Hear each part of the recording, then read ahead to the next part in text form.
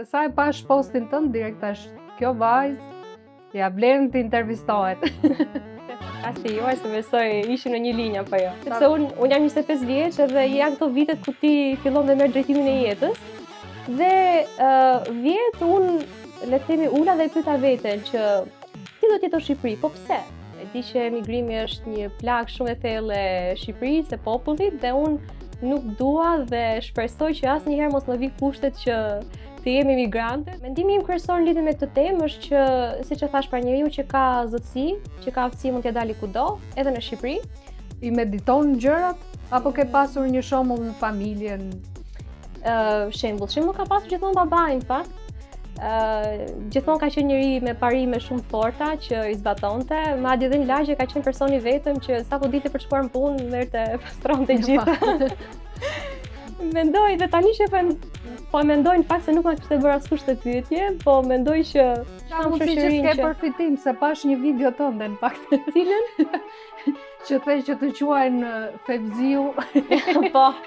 Po, nuk i Fevziu, version femër. Është e vërtet. Kjo ndodh sepse si unë dhe ai përtej punës kemi mund të them këtë pasionin e një.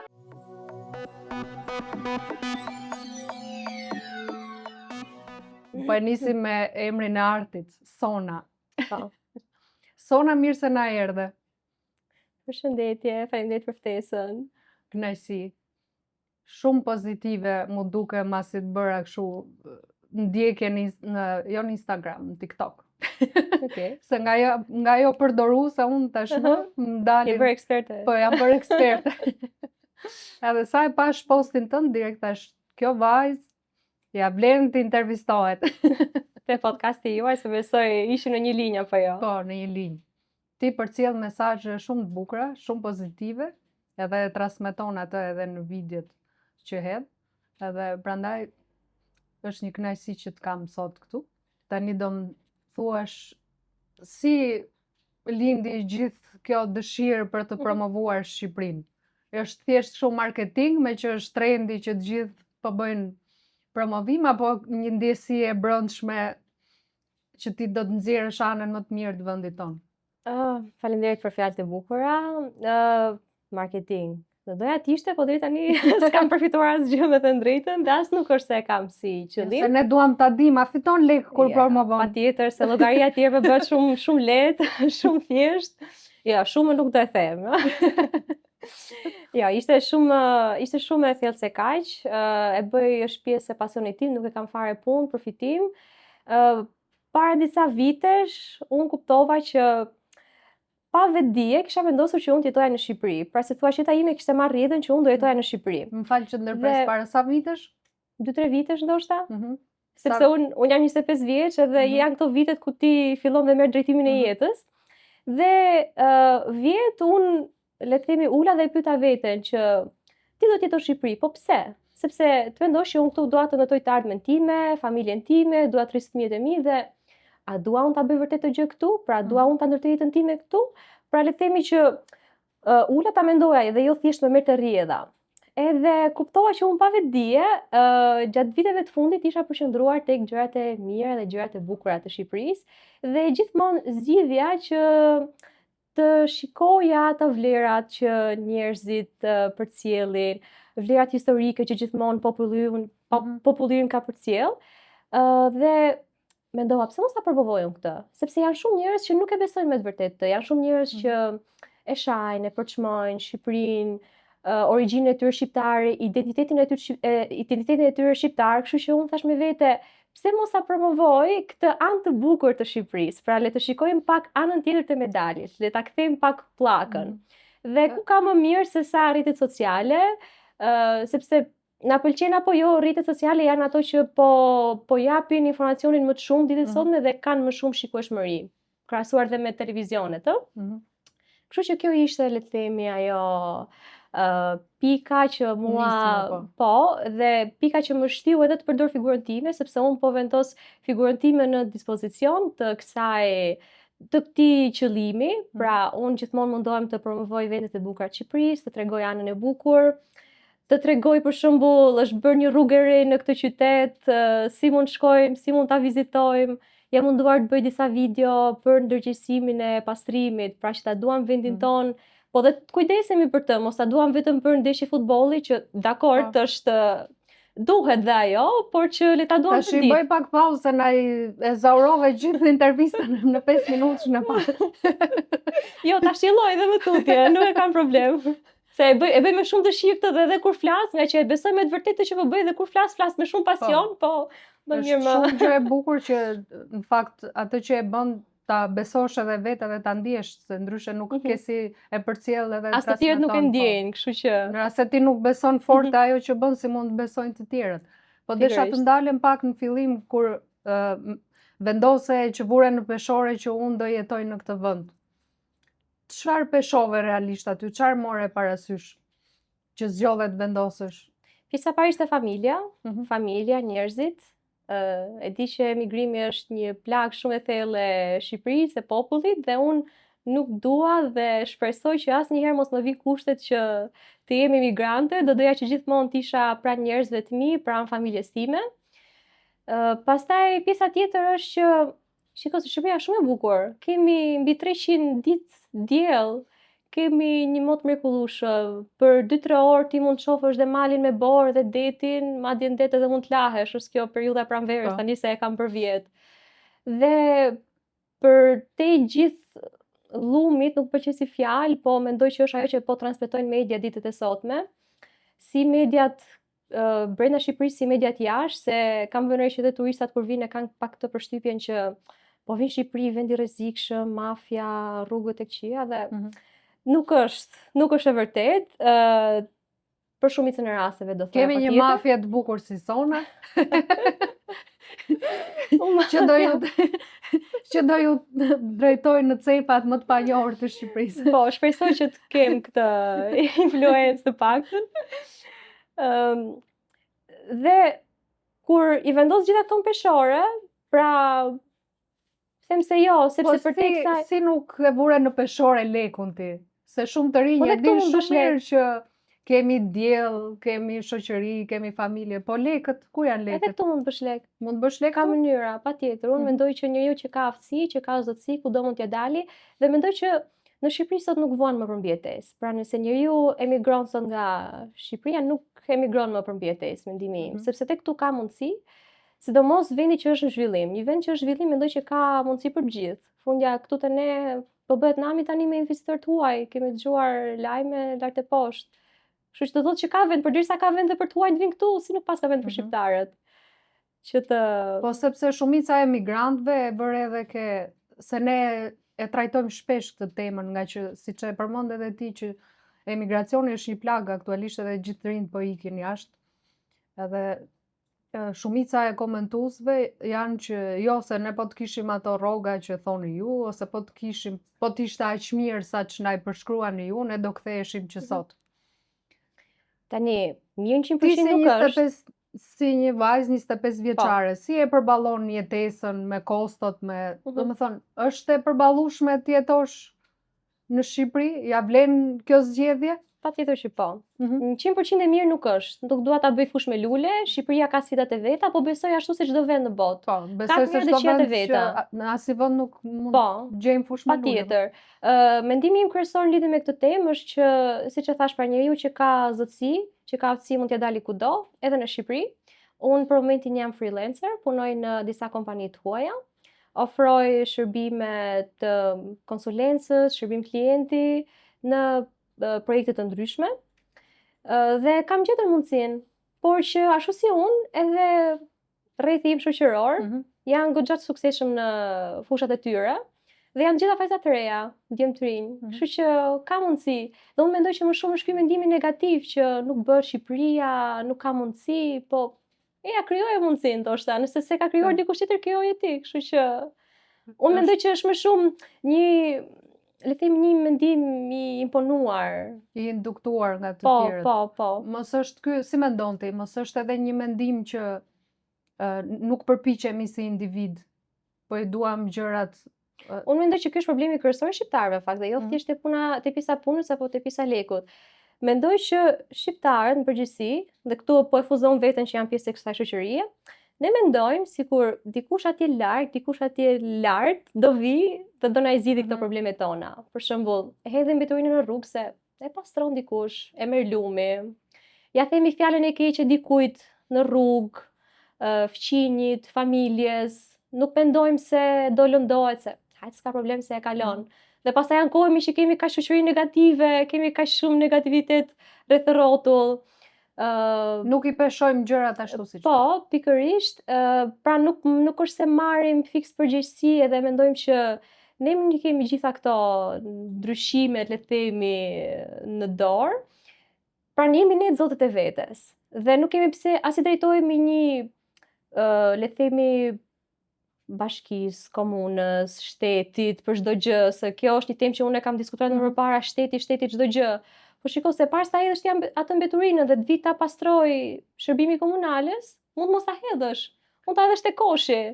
Kjo është gjëja më e vogël, por që unë e vërej në shumë drejtime të tjera. Kështu që është gjë e vogël, në fakt është një gjë shumë problematike.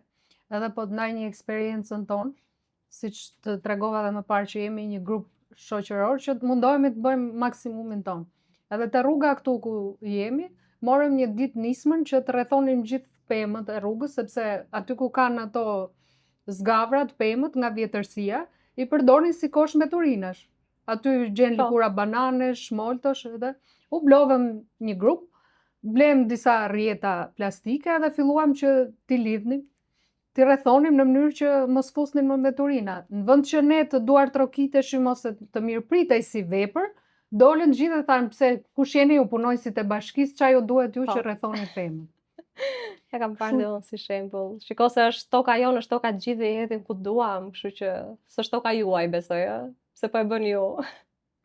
Po, shumë i trisht ky fakt që ne e kam diskutuar edhe me një vajzë më përpara me Paulën që është guid turistike dhe e evidentuam si problem këtë që ka mbeturina kudo. Edhe diskutuam faktin që brenda shtëpisë ne jemi shumë të kujdesshëm e të fiksuar që të dukemi sa bukur, sa pastër. Në rast se të ftoj unë ty, do vish ke shtëpia ime, unë i bëj punë atë ditë të gjitha që të shkëlqej çdo gjë, edhe sa del nga pragu i derës, bëhet kosh mbeturinash. Nuk e kemi këtë përgjegjësinë që është ambienti jonë. Nuk kemi përgjegjësi për komunitetin, nuk na intereson pjesa komunitetit, ambientet e përbashkëta. Pra, në përgjithësi, pra, edhe kjo pjesa e lagjës, siç e the edhe ti, brenda portës çdo gjë shkëlqen, shumë pastër, oborri, muret rrethuese, pastaj kur del lagja me gropa, me balt. Dakord, është problemi komunës, bashkisë, po besoj pastër mund ta bëjmë gjithë. Nëse ka një problem, bashkohemi bashkë, shkojmë takohemi te komuna që të na shtrojë, të na rregullojë, të na pastrojë. Pra kjo ndjenja e bashkimit, kjo ndjenja e jemi bashk, grup, komunitet, si shoqëri, se nis që te lagja, fshat, qytet, shtet, hapet si pikërisht. Edhe unë mendoj ndoshta kjo është një temë pak më e gjerë, po unë mendoj që kjo është cilësia e vetme ose ndër të vetme të mira që ka qenë që nga periudha e komunizmit që nuk u mbajt. Sepse atëherë, nëse unë jam shumë e re, po nëse mësojmë nga historia, atëherë kjo ndjenja e komunitetit dhe po e bashkësisë dhe për të kujdesur për ambientet e përbashkëta ka qenë shumë e madhe. Pra gjithë kujdeseshin për shkollat, për rrugët, për lagjet. Kurse tani si u shkatrova sistemi, nuk mbajtën pak të them edhe një gjë të mirë që e kishte. Kjo është pak çështje për diskutim në fakt, sepse njëjtët individ, për shembull po të marrim gjyshrit, moshat që janë mbi 70 vjet, e kanë përjetuar atë sistem. Edhe fatkeqësisht unë shoh në rrugë që ajo moshë i mëson fëmijët, nipat në një formë të gabuar. Kështu që mendoj që nuk është se ka qenë shumë ka qenë detyruar. Ka qenë thjesht detyruar si ti për shembull që je shumë e re dhe i mediton këto gjëra. Të bëjnë përshtypje diçka që është e padrejtë, shef në rrugë një mbeturinë edhe të bën përshtypje. Kurse atyre nuk i bën përshtypje edhe madje kontribuojnë në këtë. Prandaj këtu asnjëherë nuk i jap shpjegim kësaj situate që pse ai breza atëre tashmë e ka lëshuar fare këtë anë. Paktën brezat e rinj mos ta marrin si shembull, dhe prandaj jemi dhe ne të dyja këtu po diskutojmë. Mundohemi se një ndër gjërat e mira që dikush ti dëgjoj këtë. Po, ti dëgjoj. Po ja jemi ne që po i themi dhe ne po japim shembullin apo jo, se po japim këtu te podcasti, e japim te familjet tona, te lagjet tona, Se nëse ti e ke si vlerë, patjetër që do e përcjellësh dhe do e përcosh edhe tek të tjerët. Ndoshta të duket sikur nuk e vë re, po unë kam kuptuar që njerëzit të shikojnë. Edhe ndonjëherë ndikimi yt ka më shumë impakt se ç'ti e mendoj. Po, por kjo është edhe një arsye tjetër sepse unë kam vendosur të rri në Shqipëri, sepse ndryshe nga shumë të tjerë, unë shikoj njerëz me vlerë. Njerëz që kanë dhunti dhe njerëz që japin këtij vendi. Po, siç jam unë, pa fuze veten, siç je ti, siç janë shoqëria ime. Kështu që edhe kjo është një arsye shumë e fortë. Mendoj që këtu ka me të vërtet një grup njerëzish që kanë vlera dhe kanë diçka për të dhënë. Nga e ke marrë ti këtë ndërgjegjësimin? Se shumica kur shohin për shembull njerëz me këto vlera kulturore thonë që ke jetuar jashtë. Nuk ka mundësi që të jetoni në Shqipëri, kështu na thonë edhe ne shpesh si grup. Ti nga i ke marrë këto, nga e ke marrë këtë shembull?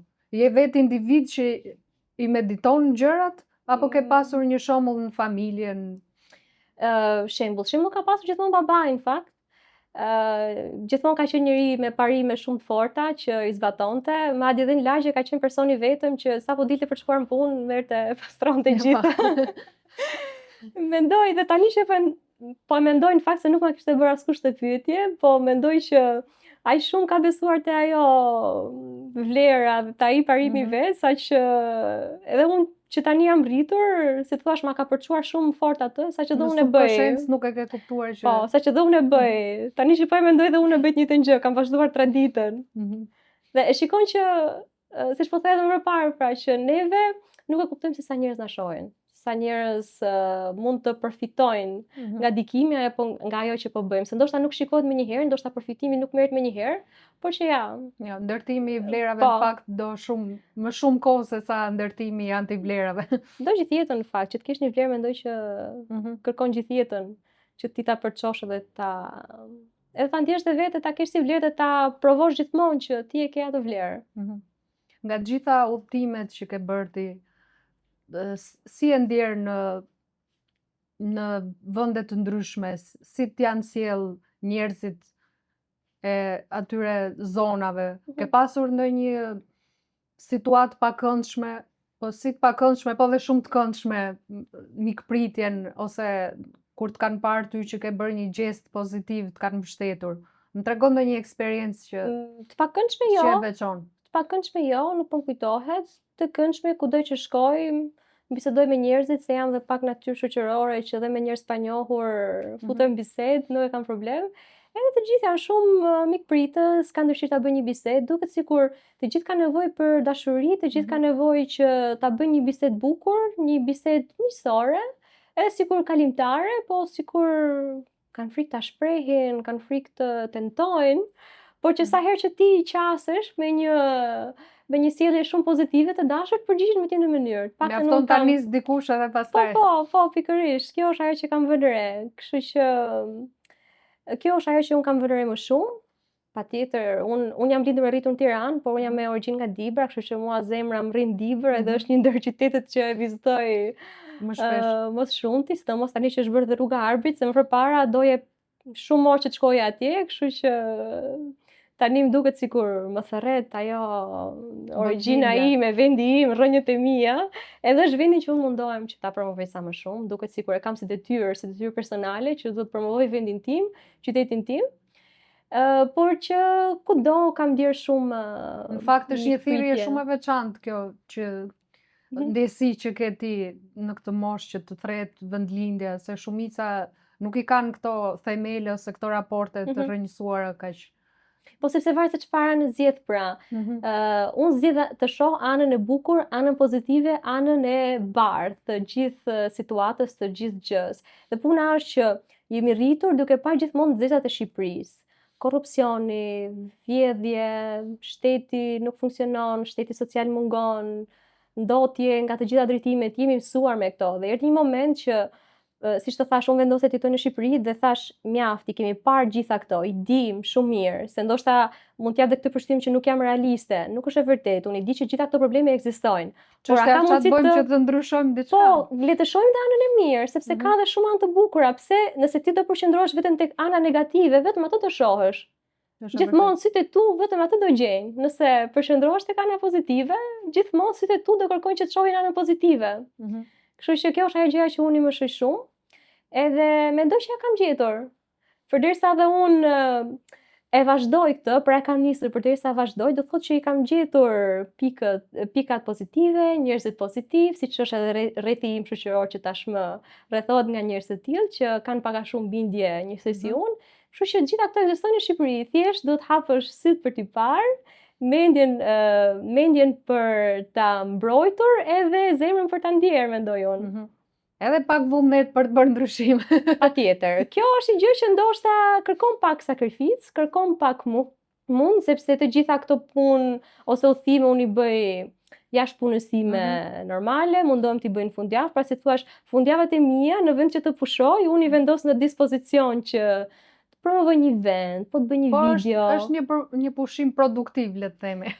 Deri diku. Kur kthehem në shtëpi jam shumë e lodhur pastaj për të nisur javën. Kush të mbështet ty te gjithë këto udhëtimet? Kam shoqërinë time të ngushtë. Familja jo shumë, sepse nuk kanë mundësi që të udhtojnë me mua edhe të vinë, sepse mbështetja kryesore kam fjalën që e ke të vështirë normalisht edhe nga ana financiare, se do dhe një impenjim të shkosh edhe në zonat më të thella. Po, patjetër. Deri tani çdo gjë është mbuluar nga unë personalisht, nuk është se kam pasur përfitim të asnjë lloj forme. Fatmirësisht kam shoqërinë që përfitim, se pash një video tënde në fakt. Cilën? Që thej që të quajnë Fevziu. Po, nuk je Fevziu. Version femër. Është e vërtet. Kjo ndodh sepse si unë dhe ai për te punës kemi mund të them këtë pasionin e njëjtë. Këtë e ke marrë si koment negativ apo pozitiv?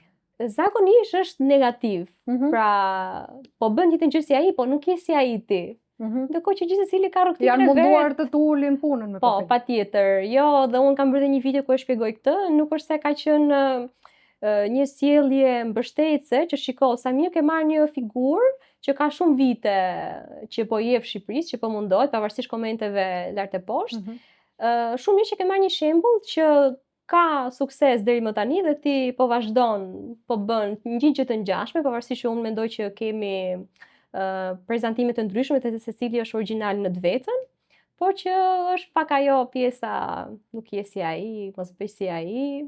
Ti e ke marrë si shembull ato apo jo? Jo, më dalin videot e tij lart e poshtë, patjetër kujt nuk i dalin. Po që vërej që gjithmonë jemi në vendet ndryshme, gjithsecili flet për çdo gjë ndryshme, se ka shumë Shqipëri për të folur. Në fundit ç'të keq që ka në rast se shkojmë dy promovus në të njëjtin vend, edhe unë shfaq formën time dhe ti shfaq formën tënde, s'ka si gjë të keqe. Po. Shiko, në momentin që ti zgjedh të përdorësh figurën tënde në rrjetet sociale, në momentin që ti zgjedh të dalësh të flasësh, do të kesh një karakter të fortë që ti të përballesh me komente. Tash na trego po ke sinqert tu se në fillim i ke përjetuar. Në fillim komentet e para, po si ke përjetuar? Patjetër, çdo person i ka përjetuar, por pastaj unë vendosa një rregull me veten time. Nëse këtë video, jo, i lexoj gjitha. I lexoj sepse duhet që ti përzgjedh, sepse mundohem për shembull çfarë janë komente ofenduese, se problemi nuk është që më ofendojnë vetëm mua, por krijohet ai rrjeti i komenteve. Një faqe që nuk është e hijshme, se hyn shumë lexues dhe nuk kanë pse të pikërisht, edhe fillojnë ofendojnë njëri tjetrin, shajnë njëri tjetrin dhe nuk dua që faqja ime të jetë një hapësirë ofendimesh apo komentesh negative ndaj njëri tjetrit. Mundohu që ti bësh filtra të gjitha, të shkojë mendja për të gjitha sharjet e mundshme ti filtrosh. I kam bërë, po gjithsesi menaxhoj. E gjej mënyrën gjithmonë. I menaxhoj. Tani në këtë fazë nuk është se më bën fare përshtypje, sepse siç po thoya kam një rregull, nëse videon time e kanë pëlqyer 20.000 veta dhe kanë ardhur 50 komente negative, 100 komente negative. Si gjetin në faqe më shumë komente përgëzuese apo negative? Përgëzuese, patjetër. Përgëzuese, por truri ynë gjithmonë tentonte ato negative. Jo, arsyeja që të pyes a janë më shumë negative se dua të kuptoj edhe tipologjinë e shoqërisë që kemi, prandaj. Janë goxha negative, po sepse shumica reflektojnë dështimin e vet, edhe duan të hedhin baltë mbi çdo gjë aq më tepër kur ti ke ndërmarrë një nismë shumë pozitive dhe që është në funksion të gjithë shoqërisë edhe sikur të ketë gabime në punën që bën ti, duhet përgëzohesh për nismën që ke marrë. Jo, mua më bën përqesh në fakt se unë jam duke folur për shembull për fjalët shqipe apo po bëj diçka, po flas për alfabetin shqip, edhe më vin komente sa mi kapi shëmtuar, sa shumë që ke lyer, po le të flasim pak për temën kryesore. Nuk është se po flas për make-upin këtu, kështu që nuk ka rëndësi, ndoshta nuk e kam bërë mirë, por Shqyr që kemi një vajzë që nuk flet vetëm për make-up e për rroba, jo se kemi gjë kundra atyre, po jam më shumë, po. Ka dhe gjëra të tjera për të folur. Kapen me detaje të tilla. Ndonjë koment që të ka bërë të ndihesh keqe, që të ka prekur? Besoj do ketë pasur, po tani mundohem mos përqendrohem fare aty. Vin shumë komente ofenduese dhe ato mundohem që t'i fshij, sepse është puna që nuk ndërpres arsye pse po ndalem këtu është sepse kemi bërë dhe një episod edhe për këtë, se është shqetësuese që shumë vajza të tjera ti për shembull ke arritur pjekurinë që ti përballosh shumë mirë këto. Ka shumë vajza të tjera në moshë edhe më të pjekur se ti, edhe i përjetojnë shumë keq. Prandaj dua këndvështrimin tënd ose të japësh një këshill si ti menaxhojnë. Tani si të menaxhojnë momentin që ti zgjedh të dalësh në rrjetet sociale, do të jesh e përgatitur që të përballesh. Nuk ke si ti shmangësh. Por që ti duhet të përqendrohesh tek pjesa që e njeh ti veten, pra ti je njeri i mirë, ti e di vetë që je njeri i mirë. Nëse ty të vinë 100 komente që ti je njeri i keq, tani ti kë do besosh? Do besosh veten tënde, që ti e di, ti njeh përditshmërinë tënde, veprimet e tua, karakterin tënd, apo do besosh të njerëz që nuk të njohin, se gjithmonë thjesht një fytyrë më shumë në rrjetet sociale, është thjesht një video, një scroll më shumë. Efekti është vetëm ato 2 minuta, pastaj mbaron. Pikërisht, kështu që besoj çdo njeri duhet para përgatitet fillimisht, edhe duhet njoh veten e vet. Dhe do të ketë një karakter shumë fort që mos të ndikohet, por që vjen me kalimin e kohës. Në fillim të prekin, dhe kjo është e pashmangshme, çdo person i ri që do t'i futë rrjetet sociale duhet përgatitet që të përballet me këtë, por që vazhdoni me punën tuaj edhe me fokusin, mos u merrni me zhurmat e ansh. Fokusohu, nëse ti ke 20.000 pëlqime, do thotë që janë 20.000 njerëz që ju ka pëlqyer ajo që ti ke thënë. Kështu që raporti 20.000 me 100 është goxha i madh, kështu që nuk ke pse të përqendrohesh aty. Kam vënë re, hodha një sy të shpejt profilit që ke. Je treguar shumë e kujdesshme në paraqitjen tënde, në kuptimin që nuk e ke përdorur zhveshjen për të marrë ndjekës. Po s'është ai qëllimi, nuk është ai qëllimi. Unë edhe foto në plazh. Se s'ke dalë me bikini aty që do marrësh. E vërë që s'ke foto me bikini. Nuk është qëllimi im. A duhet të zhvishemi ne që të jemi të suksesshme në rrjetet sociale? Ditën e sotme mendoj që jo. Unë mendoj dhe besoj fort që njerëzit kanë nevojë të dëgjojnë të tjerët. Njerëzit kanë nevojë të dëgjojnë eksperiencat personale të njerëzve të tjerë, sepse si thuash lidhen me të tjerët ose kanë një eksperiencë të ngjashme dhe në momentin që personi pas ekranit të dëgjon ty, sikur lidhet pas kësaj, edhe ti transmeton diçka, një lidhje emocionale le të themi, ose një mendim të përbashkët. Dhe unë mendoj që njerëzit për këtë kanë nevojë sot. Nuk kanë nevojë më të shohin vajzën në bikini, të zhveshura, nuk kam asgjë kundra, rrjetet sociale janë të tua, gjithsekush mund të bëjë çfarë të dojë me adresën e vet, por nuk mendoj se ka nevojë. Ose nëse merr vëmendje, besoj që është vëmendje afatshkurtër. Nuk është se është diçka që zgjat. Edhe nuk besoj se njerëzit të zgjedhin të ndjekin, edhe të dëgjojnë, që është më e rëndësishme për aty të dëgjojnë dhe të lexojnë se çfarë shkruan ti, vetëm prej veshjes apo prej zhveshjes.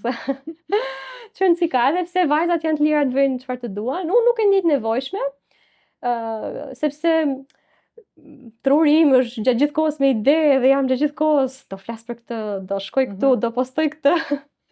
Sa që nuk besoj se më ka ngelur. Po, flet ana jote e brendshme, nuk ka nevojë që të thras trupi për vëmendje. Po, ndoshta kam dhe vetë më vjen instinktive kjo, por gjithmonë e kam këtë pjesën kreative në funksion, edhe natën para se të flej gjumë, mendja më shkon te cili vend do shkoj tani, për cilën temë do flas, çfarë video do bëj, madje edhe mundon dhe ti shkruaj që ti organizoj, se ndonjëherë kur është ajo brainstorming, se s'm pëlqen ti përdor shumë këto fjalë angleze, por s'po gjej dot një fjalë shqip tani edhe një vrull idesh. Po, vrull idesh. Faleminderit. Kam gjithmonë një vrull idesh dhe mundohem ti organizoj, po mbase zhveshur të vinë të sqarohen më mirë idet. Po nuk kam nevojë. Edhe është gjithmonë kjo, në momentin që njeriu gjen atë qëllime. Te kjo pikë sepse më pyesi shpesh me që podcasti jon është kështu si kanal i ri edhe si po ecën e kështu, edhe më kanë thënë që shiko se po mos u zhvesh e një. Okej. Do të kisha ardhur zhvesh? Jo. Jo, më thanë mua. Po mos u zhvesh e një dhe po mos ftove njerëz që bëjnë skandale, nuk e për të pasur sukses. Vëmendje. Pastaj tash vëmendja faqkurtër janë gjithmonë, nuk është se zgjasin. Pastaj do të shkaktoj gjithmonë skandale, po. Po. Nuk e di çfarë skandali të shkaktoj tani. Mund të qash për shembull. S'kam arsye, do të flas për diçka shumë bukur. Jo, është puna që gjithmonë njeriu kur beson vërtet edhe ka shumë të forta të qëllimi brenda vetes, gjithmonë të vinë idetë, të vinë ato mendimet, nuk i sidomos kur je në linjë të drejtë me atë që po bën, me atë që beson, nuk e nisi e shmang kjo mendoj unë është edhe modeli që është transmetuar në rrjetet sociale dhe ka dhe plot vajza të tjera për shembull që ndoshta nuk janë ulur dhe ta meditojnë faktin që shiko se nuk është e nevojshme që unë të shes trupin apo hirësitë që kam, por që kam më shumë brenda vetes çfarë mund të jap. Kështu që mjafton që ndoshta po të meditojnë, të reflektojnë, mos i propagandohet kjo lakurisia e tepruar, mase do të vite ndryshimi. Prandaj dhe e preka këtë aspekt se aty më rri mendja mua te këto gjërat pozitive. Di çfarë them te kjo se nuk ka shkuar me një asnjëherë. Jo, edhe më pëlqeu si zgjedhje jote që ke dashur edhe në plazh me savura re ke ruajtur imazhin me korrektësi. Po mua është problem, ndoshta për dikë jo, po në çdo momentin që unë bëra profilin publik, vendosa që mos postoja me foto të tilla, sepse besoj që është diçka private.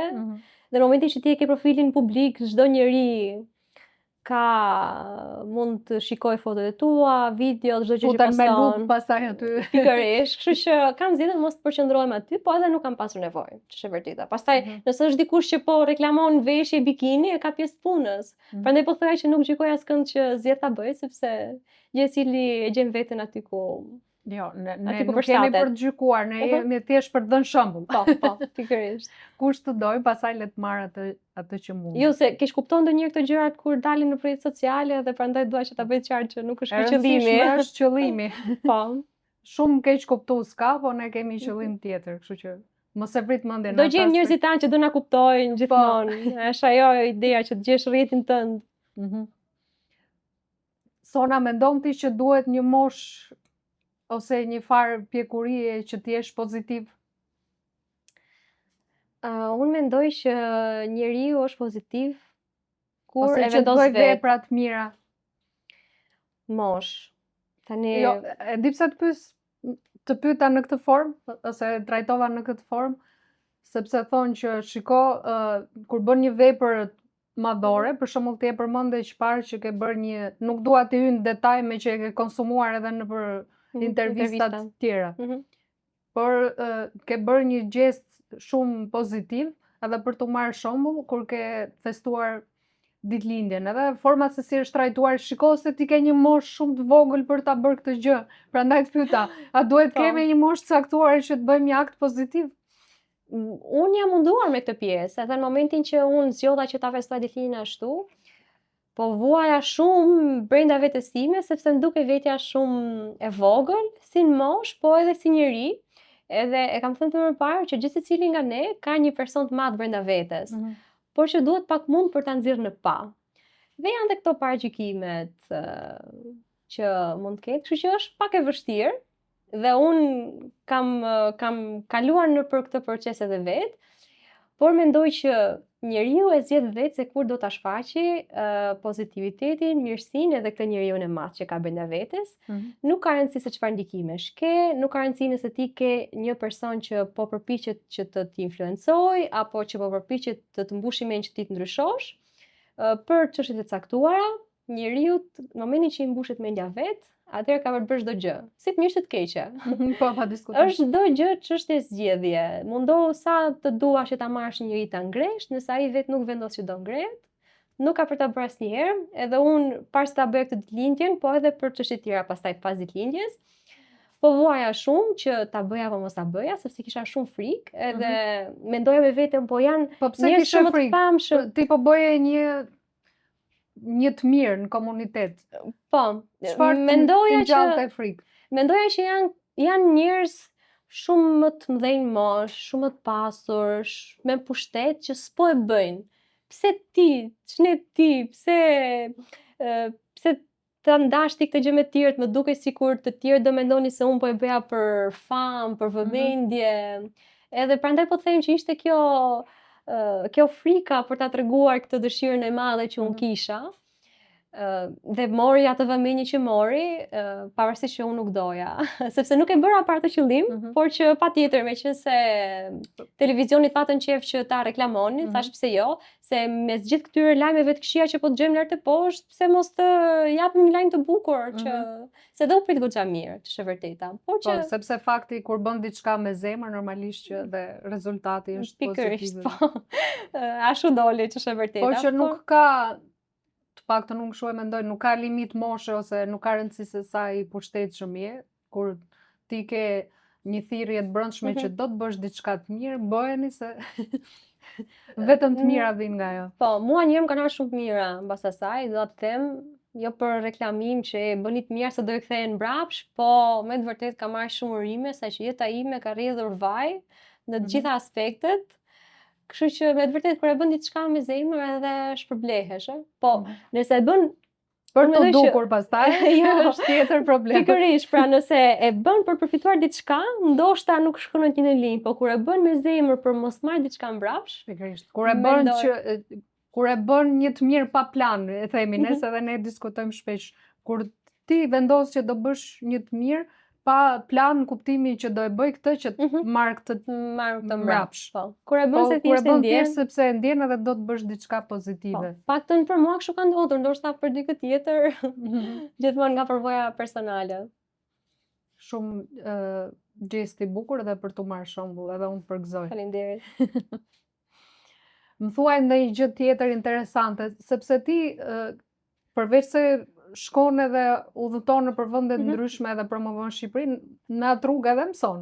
Sepse normalisht nuk e di gjithë historikun ose si ka ndodhur ose si është zhvilluar X vend, detaje të ndryshme gjatë kësaj rruge. Shërbejnë edhe si mësim. Po. Mua po shkon mendja tani gjithmonë te Dibra, se është vendi im, nuk i ndahem. Unë jam lidhur me rritur në Tiranë, siç e thash, por origjina ime është nga Dibra dhe është nga zona e Gollobordës. Dhe nuk e di nëse e ke dëgjuar, por Bullgaria pretendon që ka pakicë kombëtare në këtë vend, në këtë zonë. Pra në Gollobordë të Dibrës. Edhe gjua mos gabojnë në ca zona aty flitet. Është gjua miksuar. Pra në Gollobordën e Dibrës dhe në Shishtavez të Kuksit, Bullgaria pretendon që ka pakicë kombëtare. Dhe besoj e ke dëgjuar që shumë shqiptar shkojnë dhe kërkojnë në shtetësinë bullgare. Bullgaria bën këtë gjë për arsye politike, shqiptarët e bëjnë këtë gjë për arsye ekonomike. Pak rëndësi ka gjërat pse bëhen ose arsyet. Dhe unë u interesova vërtet që meqense është origjina ime nga aty që a kemi me vërtet ndonjë lidhje me Bullgarinë apo është thjesht për përfitim ekonomik? U futa, kam mbledhur libra që ta studioja pak atë zonën, u futa, kam pyetur dhe njerëz, edhe të zbulova që ishim shqiptar, nuk kemi lidhje me këtë pjesën e nënshtetësisë bullgare, por ajo që më ndodh mua gjithmonë është sapo njerëzit e marrin vesh origjinën time, që jam nga Dibra, nga zona e Gollobordës, direkt më pyesin, ku e ke pasaportën bullgare? Se ke bër? Nuk e aplikuar? Unë nuk kam aplikuar deri më sot dhe nuk do aplikoj. Njerëz të mi e kanë bërë edhe kushërinë e kanë bërë. Shumë mirë që e kanë bërë, zgjidhja tyre personale, por unë vetë nuk e bëj dot sepse kjo do thotë që unë të hedh poshtë identitetin tim si shqiptare, të mohoj në shtetësinë time si shqiptare, që të pretendoj të marrësh në shtetësinë e një shteti tjetër, pak rëndësi ka, thjesht që unë të kem mundësi që të punoj edhe të vazhdoj jetën në Europë, në shtetet e Europës. Dhe kjo gjë është në kundërshtim me vlerat e mia si njeri, me atë që unë po përpiqem të transmetoj. Pra i bie që identiteti im deri më sot si shqiptare të hidhet poshtë, sepse unë të pretendoj që nuk jam shqiptare, por jam bullgare. Dhe kjo është një gjë që kudo që shkoj, ma pyesin, më thonë pse nuk e aplikuar, pse nuk aplikon, ti ke mundësi, se të mendosh edhe njerëz që nuk kanë fare lidhje me atë zonë, kanë bërë aplikime dhe kanë marrë dhe kanë lëvizur pastaj në Gjermani, Itali, Angli dhe edhe më gjerë. Dhe kjo është diçka interesante që më ka ndodhur, se gjithkund ku të shkoj është edhe për të vlerësuar, në fakt tash që ma përmend, nuk e dija të fakt. Është për të vlerësuar sepse shpesh kemi diskutuar dhe kur ka pasur një dyndje që shkonin shqiptarët në Greqi, atje për hir të dokumentacionit ndronin dhe emrin, identitetin e vinin emër grek edhe si përfundim gjithë jetën rrinin as në shtetësi nuk merrnin, deri në çfarë pike sakrifikoni dhe kjo është një vlerë për t'u dalluar. Ngelesh astea sandej, pra ngelesh pa identitet, pa komsi, po tani këtu kemi lindur.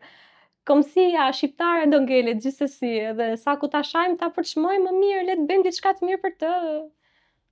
Ja vlerësoj këtë bindje që ke. E kam bindje shumë fort, se unë besoj fort që ndryshimi fillon te vetja, kështu që nëse unë e besoj, edhe më pëlqen që të transmetoj diçka të tillë, duhet që të fillimisht ta besoj vetë që t'ja përçoj edhe të tjerëve. Si mendon ti, a kemi ne shenja të mira për ndryshim që shumë të rinj të ndjekin shembullin tënd ose ti njeh te rrethi jot? Rrethi im apo jemi akoma në atë plagën që vetëm duam të ikim? Këtu jam pak e dyzuar, sepse me çfarë shikoj larg njerëzve të mi, po, është e vërtetë që duan akoma të iken.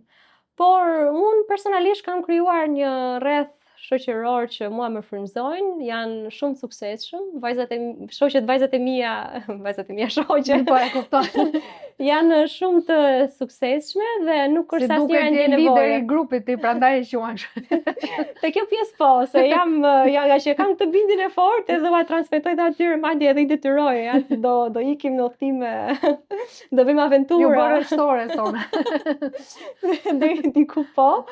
Unë personalisht nuk e ndjej tek rrethi im shoqëror, sepse shoqet e mia, njerëzit më të afërt e kanë gjetur mënyrën edhe janë gjithsecili shumë i suksesshëm në rrugtimin e vet. Dhe ky është edhe një shembull që ka mundësi t'ja dalësh edhe ja del shumë mirë. Kështu që varet, mendoj që është zgjedhje personale. Lexova një shprehje që e kisha ilustruar te një foto dhe më pëlqeu, prandaj edhe e fiksova. Kam udhëtuar aq shumë vende, po asku nuk kam gjetur një vend që të ma mbush mendjen që aty mund të jetoj ose të zgjedh të jetoj. Vendet e tjera. Vendet e tjera jashtë Shqipërisë. Jashtë Shqipërisë. Unë kam udhëtuar deri para 2025-s, edhe tani kam filluar pak, sepse në 2025 unë pata një qëllim parsorë që nuk do thoja jashtë shtetit. Për asnjë lloj arsye, sepse doja që të isha 100% e përqendruar vetëm në Shqipëri dhe çdo fundjavë, çdo ditë pushimi ta shfrytëzoja vetëm për Shqipërinë. Dhe edhe pastaj, sepse në një farë pike ndihesha sikur unë nuk e njihja mirë vendin tim, kështu që vendosa që të përqendrohesha te Shqipëria, të udhtoja nëpër vende të ndryshme. Dhe pas kësaj kam bërë disa vizita, disa udhëtime në vende të tjera. Por prapë unë e kam bërë njësoj, si para që unë vendosa që mos të thoja fare, edhe tani mbrapa që unë bëra një vit të plot pa dal fare nga Shqipëria, dhe tani kam filluar prapë të dal në vend të huaj, unë prapë një të bindje kam. Thjesht është përforcuar më shumë, besoj, tashime që ke përjetuar dhe eksperjenca atje dhe ke parë dallimin. Ke ndonjë projekti që këtë lloj aktiviteti do ta zgjerosh edhe jashtë? Apo do fokusohesh më shumë në Shqipëri? Në Shqipëri se ka goxha emigrantë që jetojnë jashtë dhe më ndjekin shumë, kështu që nuk është se kam nevojë. Është interesi më i lartë për në Shqipëri ke bërë. Po. Jo, dua të them që unë jam e përqendruar këtu në Shqipëri, por që kam shumë shikueshmëri dhe nga emigrantët që janë jashtë shtetit, kështu që nuk është se kam nevojë që të dal jashtë Shqipërisë që unë promovoj Shqipërinë, sepse ata më ndjekin gjithsesi. Jo, po mendoj e kisha tjetër kund. A e ke në plan që të dalësh edhe të promovosh edhe vendet veçanta historike jashtë territorit të Shqipërisë, jo vende shqiptare. Jo. Unë madje dal udhtoj, edhe mund të jem vende shumë bukura. Më bukur është Shqipëria këtu që nga kot. Kanë atë veçantinë e vet, prap nuk është se unë ndjej ndonjë lidhje emocionale, ndonjë dashuri, madje edhe për shkrimet kur ua bëj thjesht okay, është vendi i bukur, është foto e bukur, por që kaq nuk është se ndjej që unë t'ju bëj një përshkrim apo që të futem edhe të lexoj shumë për një vend caktuar. Është thjesht më shumë për kulturë, thjesht për ditur historinë e një vendi caktuar, po jo që unë ndjej që do ta reklamoj, do ta promovoj. Ndërkohë që për Shqipërinë unë ndjej si detyrë që do ta promovoj që njerëzit shikojnë bukurinë e tyre. Më pëlqen shumë se ti zgjedh problematika të ndryshme, prandaj thash je dora jon. Ke hedhur dhe një video për përdorimin e fjalëve të huaja. Po. Është e kam nisur me seri të ndryshme këtë, në fakt. Kam hedhur videon e tretë, sepse unë po besoj që kjo është një temë që nuk e ka prekur askush më përpara dhe unë ndjeja që po qarkullojnë aq shumë fjalë të huaja, të huazuara, turke, italiane, angleze, greke. Është bërë një mishmash fjalësh. Po, dhe unë mundohem që të lexoj shumë për historinë e Shqipërisë dhe është bërë kaq shumë luftë që të flitet gjua shqipe, të shkruhet. Pra ne deri në vitin 1908 nuk kishim një alfabet. Po luftonim të zyrtarizuar, po, pra ta edhe shposh gjitha të mundeve. Po, pikërisht dhe tani që ne jemi të lirë që ta flasim gjuhën tonë edhe ta shkruajmë, se edhe për ta shkruar pastër vërej që ka shumë mangësi. Pafund. Pse do ta ngatrojmë me kaq shumë fjalë të huaja? Edhe kam nisur në TikTok, postoj pjesë ndryshme, për shembull fjalët turke që nuk ka nevojë sepse kemi fjalët shqipe, fjalët italiane, fjalët angleze. Mos shihni shumë telenovela turke sepse ju infektojnë. Po, përveç telenovelave kanë qenë dhe nga pushtimi. Po, nga pushtimi, është vërtet shumë fjalë janë bërë. Kur nisa videoja parë ishte videoja për fjalët turke, edhe unë i kisha bërë gati dhe videot për fjalët italiane, angleze dhe thjesht videoja me fjalët turke ishte e parë dhe këtu më keq kuptuan pak sepse lidhen pak me pjesën e fesë. Ndërkohë që qëllimi im nuk ishte fare që të përqendrohej fare te feja. E sqaruam atë pjesë që jemi të gatshëm për keq kuptim si fillim, pastaj kuptojmë, kemi natyrën. Edhe e morën si sulm, sikur unë po bëja një sulm në thonjza ndaj fesë islame që meqense Turqia ka akoma influencën, edhe si të thuash, siç e dim nga historia, feja islame është përcjell ose ka ardhur në vendin tonë nga Turqia, se tani ky është fakt historik apo qen apo jo. Dhe e morën pak si sulm ndaj fesë, por pastaj do më thonë shiko se ke fjalët italiane, ke fjalët angleze, shiko se i kam gati, po ja prit sa ti postoj. Edhe tani që i kam postuar, po tani besoj janë rehatur, janë në rregull. Kjo pjesa e fjalëve mendoj që është një sfidë, edhe për mua është një sfidë.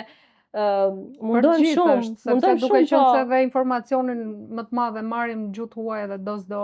Po, mundohem shumë që të flas pastër, të shkruaj pastër, po ndonjëherë harroj se tani 25 vjeç kam folur me një fjalor të caktuar. Tash 25 vjeç harron shenjat e sklerozës. Është pak vështirë sa ti ndryshosh, edhe harron dhe për më tepër që informacioni është shumë i madh. Por që përpiqem, edhe në të shkruar, se bëj shaka ndonjëherë shoqëria ime, shkruaj si profesoresh, se unë edhe kur shkruaj me ç, me pikë, me presje. Pas ke shoqë Alban.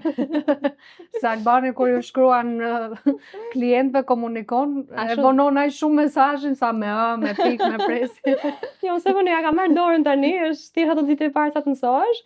Por që për mendimin tim kështu duhet se jemi lodhur për ta mësuar, për ta duhet ta ruajmë. Jam lodhur në shkollë për ta mësuar, se do të isha studente me përsosur, kështu që them, e kam mësuar gjithë këto vite, tani ta praktikoj edhe një jetë.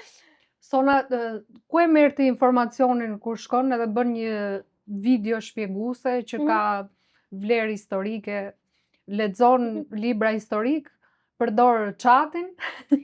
Nga Ku interneti. sigurohesh që informacioni që ti jep është i saktë, sepse është i farë përgjegjësie kjo që të ndërmarrësh përsipër që ti nuk është gjithmonë i saktë. Dhe unë di vetë që nuk është gjithmonë i saktë. Jo. E marr nga interneti kryesisht, mundohem që të gjej dokumenta, po ndonjëherë ka shumë angësi, nuk e jap dot informacionin e saktë 100%, sepse siç e dim na mungojnë shumë dokumentacione. Ne se ku është varri i Gjergj Kastroti nuk e dim, që është heroi kombëtar. Lëre pastaj gjëra të tjera më pak të rëndësishme, le të them. Nga interneti mundohem që gjej informacion, pastaj marr shumë informacion nga banorët e zonës. Dhe unë atyre i besoj më shumë. Ndoshta është diçka e pa dokumentuar, e pa vërtetuar, por është një informacion që është përcjell brez pas brezi edhe unë atyre i besoj më shumë. Ndoshta jam e gabuar, nuk e di, por unë atë zgjedh.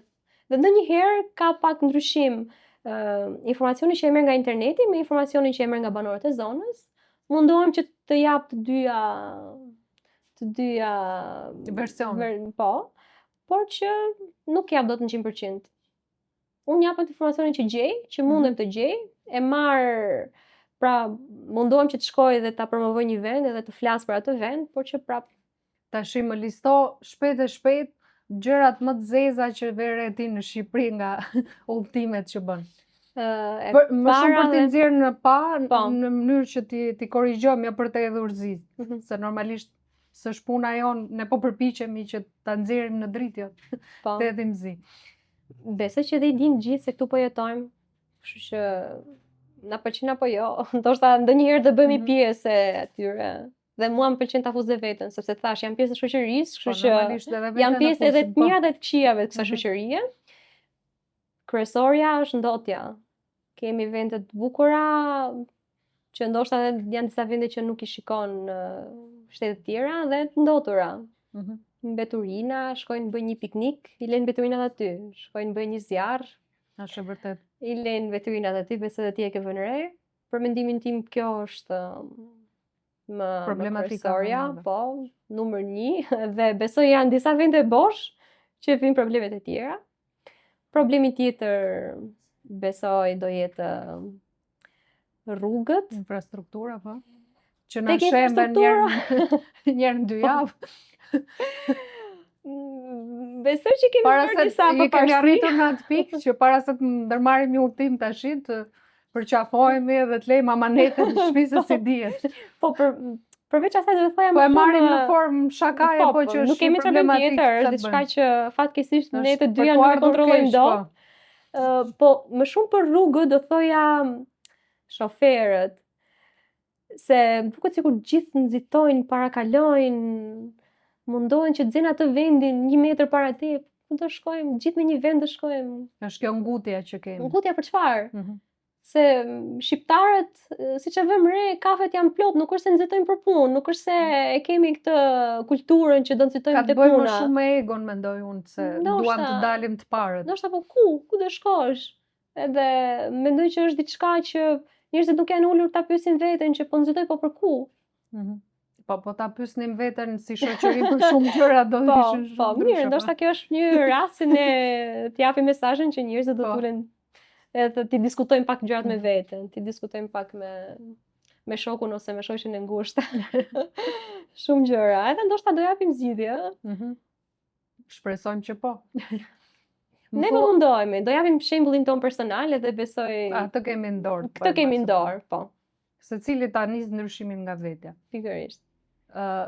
Ma mbyll bukur me pozitivitet edhe me një mesazh për gjithë rinin shqiptare.